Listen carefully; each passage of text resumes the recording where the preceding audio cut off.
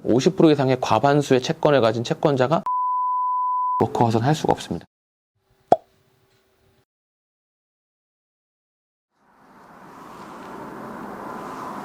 법무법인 파트원의 최용준 변호사입니다. 변호사님, 이제 네. 채무자분들의 상황에 따라서 개인회생이 적합하기도 하고 그쵸. 워크아웃이 더 적합한 경우도 있다고 그쵸. 들었거든요.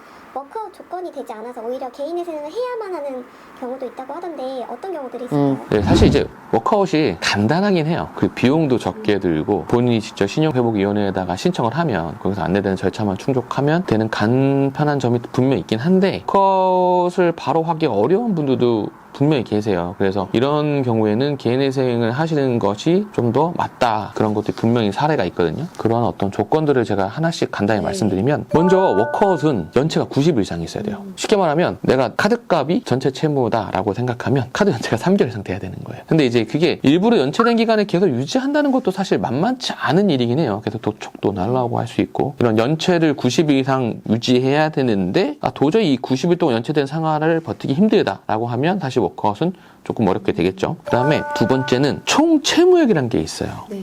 내가 1억의 빚을 지고 있는데 그 중에 50% 이상이 한 채권자에 대한 채무다 그러면 과반수의 채권을 가진 채권자가 동의하지 않으면 워크아웃은 할 수가 없습니다. 그러니까 워크아웃은 법원의 결정과는 좀 다른 게 신용회복위원회를 통해서 채권자, 채무자 사이에 맞는 일종의 협약이에요. 그렇기 때문에 법원의 강제적인 결정에 의한 게 아니라 두 사람이 어떤 의사를 조율해서 하는 거기 때문에 채권자의 동의 절차가 필요하고요. 그런데 이 동의를 받지 못한다 그러면 워크아웃이 안 될 수가 있어요. 그래서 채무액의 비중이 특정 채권자에게 과반수 이상 몰려있다, 이런 경우에는 워크아웃 제도를 이용하기 어려우실 수 있습니다.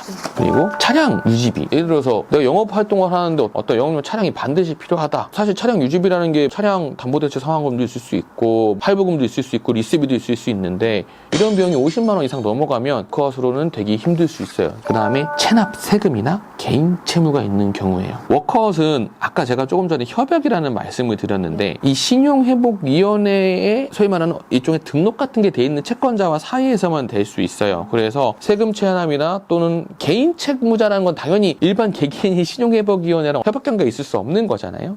그렇기 때문에 이렇게 개인 채무나 세금 체납이 있는 경우에는 이용하시는 게 어려울 수 있습니다. 그리고 보증서를 통한 담보대출인 경우가 있어요. 햇살론, 서울보증보험에서 대출 나온 거, 그 다음에 서민금융진흥원, 국민회복기금 등 어떤 특정 기관에서 보증을 해서 담보대출이 이루어진 경우에는 어떻게 되냐면, 신한은행 예를 들게요. 서울보증보험에서 보증서를 내려줘가지고 신한은행에서 이 보증서 자체를 담보로 잡아서 1억을 대출해줬습니다. 그런데 정해진 기간 동안 계속 이자가 납부되면 되는데 이자 연체 사고가 발생해요. 그럼 어떡하냐면 이 서울보증보험에서 그 신한은행에다가 보증사고 발생 사실 통지를 해버리고 한 2, 3개월이 지나면 그냥 서울보증보험이 대위변제를 해버려요.